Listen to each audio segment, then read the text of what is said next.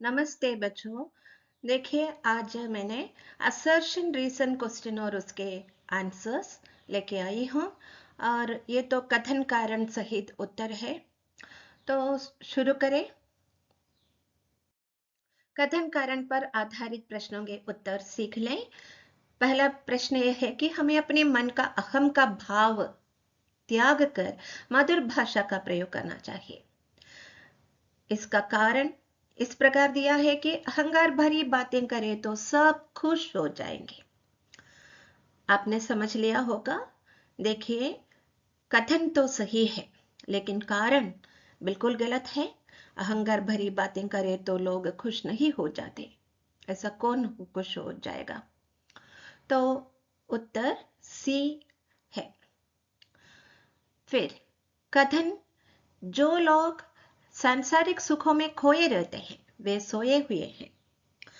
कारण, वे जीवन के भौतिक सुखों को सच मानते हैं और उसी में लिप्त रहते हैं या डूब जाते हैं। Involve in worldly desires. इसमें भी कथन और कारण दोनों सही है।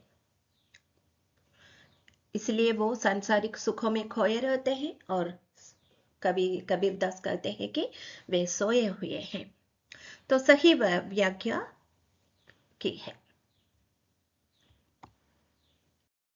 कथन यह है कि जब मन में अहंकार था तब प्रभु का साक्षात्कार नहीं होता या प्रभु से मिलन नहीं होता। इसका कारण दिया गया है कि अहंकार और ईश्वर साथ साथ नहीं रहता। दोनों एक दूसरे के विरोधी हैं। ज्ञान रूपी दीपक से अज्ञान रूपी अंधकार मिट जाएगा। तो अहंकार अज्ञान है। मन में अज्ञान है तो वहां ईश्वर का प्रेजेंस नहीं होता। तो उत्तर ए सही है। कथन और कारण दोनों सही है और सही व्याख्या भी की है। अगला प्रश्न, कबीरदास जी ने हमें समझाने के लिए प्रकृति में से कुछ उदाहरण लिए थे। क्या वो सही है क्या? हाँ, बिल्कुल सही है। कथन सही है। प्रकृति में से उन्होंने कुछ उदाहरण लिए थे। कारण इस प्रकार दिया है कि हिरण और सांब के माध्यम से उन्होंने अपने अंदर विद्यमान ईश्वर को न पहचानने वाले लोगों तथा ईश्वर वियोगी लोगों दोनों के बारे में बताया है। तो इसमें भी दोनों कथन और कारण दोनों सही है और सही व्याख्या भी है। आपको अच्छी तरह से समझ लेना चाहिए और अच्छी तरह से वाचन करके ही उत्तर ढूंढ लेना है।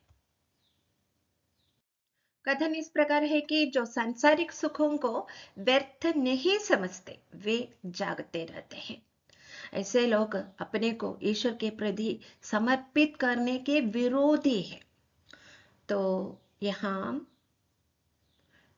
कथन गलत है और कारण सही है।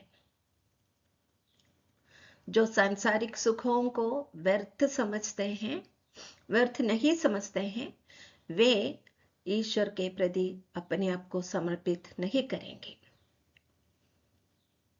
सो हम का कथन गलत है और कारण सही है। अगला प्रश्न, हमें हमेशा सदा निंदा करने वाले व्यक्तियों को अपने निकट रखना चाहिए। हम दिया गया है निकट नहीं रखना चाहिए। इसका मतलब कथन गलत है क्योंकि हमें उन्हें अपने पास रखना चाहिए। वे हमेशा स्वभाव को साबुन और पानी के बिना साफ करते हैं। तो कारण सही है लेकिन कथन गलत है। हिरण कस्तूरी की खुशबू को जंगल में ढूंढता फिरता है जबकि कस्तूरी उसी की नाभ में विद्यमान होती है। इसका कारण इस प्रकार दिया है, कस्तूरी की सुगंध वन में कहीं और से आती है। देख लीजिए, पहला कथन तो सही है लेकिन कारण बिल्कुल गलत है। तो हमने उत्तर सी चूज लिया है। कथन में संसार के लोग अज्ञान रूपी अंधकार में डूबे हुए हैं और अपनी मृत्यु से भी अनजान होकर सोए हुए हैं। कारण दिया है कि मन में ज्ञान का प्रकाश फैल चुका है। तो यहाँ कथन और कारण दोनों सही है। अज्ञान रूपी अंधकार में डूबे हुए लोग अनजान होकर सोए हुए हैं, लेकिन व्याख्या तो सही नहीं है। मन में ज्ञान का प्रकाश फैल चुका है, वो तो गलत व्याख्या है। सोच समझकर आपको उत्तर चुन लेना है। देखिए, कथन किताबें पढ़ पढ़कर कई लोग मर गए। कारण किताबें पढ़ना ज्ञान का माध्यम नहीं है। तो दोनों गलत है, दोनों वाक्य गलत है। किताबें पढ़ते पढ़ते लोग मर नहीं जाते। तो कबीरदास ने अपने दोहे में अलग तरीके से इसकी व्याख्या दी है। तो कारण भी गलत है, कथन भी गलत है। निंदक निंदक लोग व्यक्ति के स्वभाव का परिष्करण या परिष्कार या मॉडिफिकेशन करता है। सही है, कथन सही है। निंदक हमारे स्वभाव का परिष्कार मॉडिफिकेशन करता है। निंदक हमारी गलतियों को, त्रुटियों को समझा देते हैं। कारण निंदक को अपने निकट रखने का परामर्श देते हैं। हाँ, बिल्कुल सही है। दोनों कथन कारण दोनों सही है। कथन इस प्रकार दिया गया है कि कबीरदास जी के अनुसार संसार के लोग अज्ञान में सोए हुए हैं, मृत्यु जीवन का अर्थ नहीं समझते। कारण है जो लोग सांसारिक भोग विलास, वर्ल्डली डिजायर, सांसारिक माया मोह, सांसारिक या विषय वासनाओं को सत्य मानते हैं, वे ज्ञानी हैं। वे बिल्कुल ज्ञानी नहीं है। इसलिए कारण तो गलत है और कथन तो सही है, क्योंकि उन्होंने कहा जो अज्ञान में सोए हुए हैं वे सही अर्थ, जीवन का सही अर्थ नहीं समझते हैं। और 12वां प्रश्न देखिए। कथन कबीरदास जी ने निंदक को अपने आंगन में कुटिया बनवाकर वहां रहने देने के लिए वही सलाह दी है। और कारण निंदक हमारी कमियों को उजागर करके, रिवील करके, उजागर यानी रिवील करके हमें अपने स्वभाव में सुधार करने का अवसर देता है। बिल्कुल सही है। तो इसलिए कबीरदास ने कहा निंदक को अपने पास ही रखिए। तो कथन और कारण दोनों सही है, सही व्याख्या दी है। कारण कथन की सही व्याख्या करती है। अगला प्रश्न यह है कि कबीर के अनुसार ईश्वर कण कण में विद्यमान है, परंतु अज्ञानता के कारण मनुष्य उसे मंदिर या तीर्थों में ढूंढता है। कारण इस प्रकार है कि ईश्वर घट घट यानी हर व्यक्ति के मन में बसता है, रहता है। उसी तरह कस्तूरी नामक सुगंधित पदार्थ हिरण की नाभि में होती है, लेकिन उसे वो हिरण जंगल में ढूंढता फिरता है। तो ये दोनों सही है, कथन भी सही है, कारण उसकी सही व्याख्या देता है। फिर कथन व्यक्ति के मन में जब तक अहंकार होता है तब तक उसे ईश्वर की प्राप्ति नहीं हो सकती। बिल्कुल सही है, कथन सही है। कारण देख लीजिए, जिसके मन में अहम का भाव होता है तो वहां परमेश्वर का वास नहीं होता। कारण भी सही है, बिल्कुल सही व्याख्या देता है। कारण कथन की व्याख्या सही प्रकार दिया है।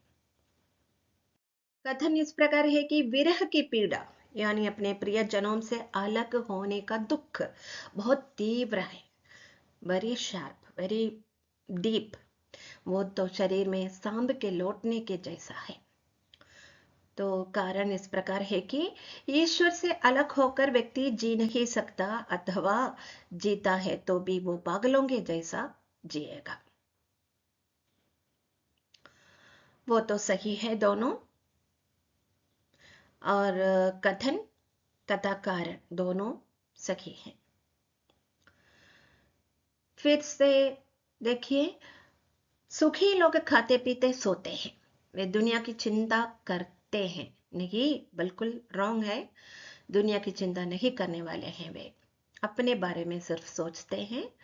कारण देखो, महान लोग जागते रहते हैं। सोना अज्ञान का प्रतीक है और जागना ज्ञान का प्रतीक है। तो कथन गलत है लेकिन कारण सही है। परमात्मा को जानने वाले को ही सच्चा ज्ञानी कहा जा सकता है। हाँ, बिल्कुल सही है। कारण देख लीजिए, मोह माया से मुक्त होकर ज्ञान प्राप्त कर सकता है, दोनों सही है। कारण कारण और कथन दोनों सही है। फिर से कथन देख लो, कबीर दास जी के हाथों में जलती हुई मशाल है, यानी यह ज्ञान का प्रतीक है, जलती हुई मशाल सही है। कारण इस प्रकार दिया है कि यदि किसी व्यक्ति ने ईश्वर प्रेम का एक ही अक्षर पढ़ लिया होता तो वो पंडित बन जाता। तो दोनों अलग अलग है। कथन तो ज्ञान के बारे में बताया है, कारण तो बिल्कुल अलग है। कारण तो ईश्वर प्रेम के बारे में दिया है, इसलिए कथन और कारण दोनों सही हैं, अलग अलग रूप से सही हैं, लेकिन कारण कथन की सही व्याख्या नहीं देता। आपने समझ लिया होगा। एक और बार पढ़कर सुन लीजिए और समझ लीजिए। कबीरदास जी सभी को मीठी भाषा का प्रयोग करने की सलाह देते हैं, जिससे तन मन शीतल हो जाएगा। कथन बिल्कुल सही है। कारण देख लो, जब हम दूसरों के साथ मीठी भाषा का प्रयोग करें तो हम भी सुख का अनुभव करेंगे। जब आपका मन शुद्ध हो, साफ हो, तो उसका परिणाम स्वरूप आपका तन भी शीतल रहेगा। दोनों सही है, कारण भी सही है, कथन भी सही है। और कारण सही व्याख्या देता है। कथन देख लो, कबीर जी ईश्वर को मंदिरों और तीर्थ स्थानों में ढूंढने के बजाय अपने मन में ढूंढने की सलाह देते हैं। कारण इस प्रकार दिया गया है कि परमेश्वर सब कहीं है, हर व्यक्ति में है, हर एक कण कण में व्याप्त है। तो दोनों बिल्कुल सही है और कारण कथन की सही व्याख्या देता है। कथन, जब मनुष्य के मन में अपनों से बिछुड़ने का गम यानी दुख सांब बनकर लौटने लगता है, तो उस पर कोई मंत्र का असर नहीं होता, कोई दवा का असर भी नहीं होता। बिल्कुल सही है कथन। और कारण देख लीजिए, ईश्वर के वियोग में पड़ा मनुष्य जीवित नहीं रह सकता। यदि जीवित रहता है तो भी उसकी स्थिति पागलों के जैसे हो जाती है। तो दोनों सही है, कथन और कारण दोनों सही है। कारण कथन की सही व्याख्या देता है। अंतिम प्रश्न देख लीजिए, कबीर जी ईश्वर प्रेम के अक्षर को पढ़ने वाले व्यक्ति को पंडित कर सकते हैं।